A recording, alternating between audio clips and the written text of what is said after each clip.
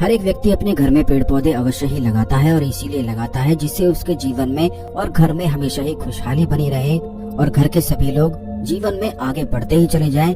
लेकिन आपको बता दें कि कुछ पेड़ पौधे ऐसे भी होते हैं जिनको अगर घर की स्त्रियां लगा दें और उनका ध्यान रखना शुरू करें तो इससे घर में बहुत ही ज्यादा बरकत बनने लग जाती है। काफी लोगों की यही समस्या होती है कि उनके घर में बरकत बिल्कुल भी नहीं होती है। धन तो वह सभी लोग कमाते हैं और धन की आमदनी होती भी रहती है, लेकिन फिर भी उनके जीवन में घर में धन का कलेश हमेशा ही बना रहता है, धन हानि होती रहती है। तो ऐसे में बता दें कि जितने भी अगर संकट जीवन में या घर में होते हैं तो कई पेड़ पौधे ऐसे होते हैं जो इन संकटों को समाप्त कर देते हैं।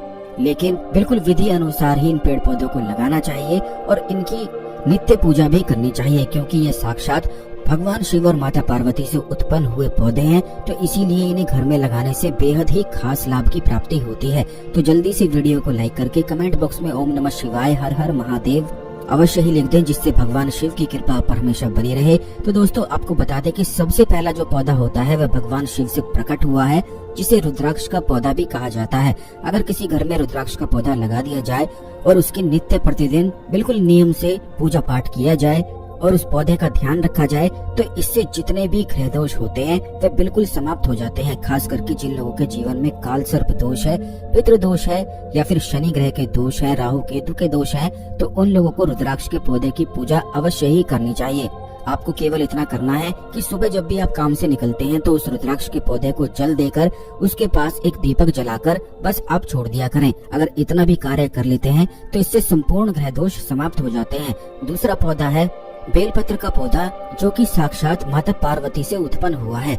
यही वजह है कि बेलपत्र भगवान शिव को बहुत ही ज्यादा अति प्रिय है। ऐसा कहा जाता है कि जिस भी घर में बेलपत्र अगर लगाया जाए और वहीं से पत्ते तोड़कर भगवान शिव को रोज चढ़ाया जाए तो उस घर में कभी भी तांत्रिक बाधाएं, तंत्र बाधाएं, काला जादू की जो बाधाएं होती हैं तो उस घर में बिल्कुल भी नहीं होती हैं। तंत्र मंत्र की जितनी भी समस्याएं होती हैं वो भी उस घर में बिल्कुल उत्पन्न नहीं होती हैं। लेकिन इस बात का आपको ध्यान रखना है कि नित्य प्रतिदिन उस पौधे के, उस पेड़ के पत्ते तोड़कर आपको शिव जी को शिवलिंग पर अवश्य ही चढ़ाने हैं।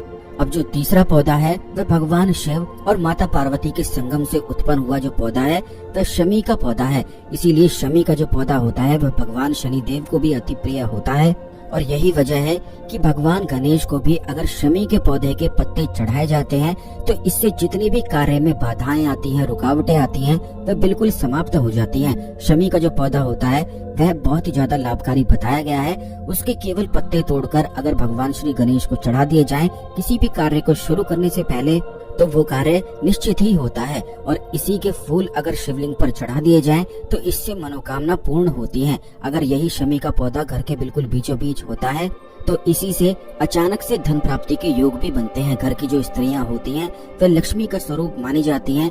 यही वजह है कि उन्हीं को ये पौधे लगाने चाहिए और उन्हीं को इन पौधे की सेवा करनी चाहिए, जिससे पूरे घर पर ही सुख समृद्धि बनी रहे। क्योंकि जिस घर में स्त्रियां अच्छी होती हैं और नित्य प्रतिदिन पूजा पाठ से जुड़े हुए कार्य करती रहती हैं तो उनके घर में कभी भी गृह कलेश नहीं होता है। परिवार एकदम प्यार से सभी लोग रहते हैं और उनका परिवार आगे बढ़ता हुआ ही चला जाता है। क्योंकि हर एक स्त्री केवल यही चाहती है कि घर के जितने भी लोग होते हैं वह सभी आपस में प्यार से रहें और आगे बढ़ते रहें। इसीलिए स्त्री जो होती है वह लक्ष्मी का स्वरूप होती है। तो ये जो 3 पौधे हमने आपको बताए हैं इन्हें लगाकर आप अवश्य ही ये उपाय, ये प्रयोग करना शुरू कर दें। इस खास जानकारी को अन्य लोगों के साथ भी अवश्य शेयर कर दें, जिससे सभी लोग इस जानकारी का लाभ उठा सकें। चैनल को अवश्य सब्सक्राइब करके रखें, बेल बटन दबाकर रखें, जिससे इसी प्रकार की खास जानकारी आपको हमेशा मिलती रहे। तो अगले वीडियो में मिलते हैं। ओम नमः शिवाय, हर हर महादेव।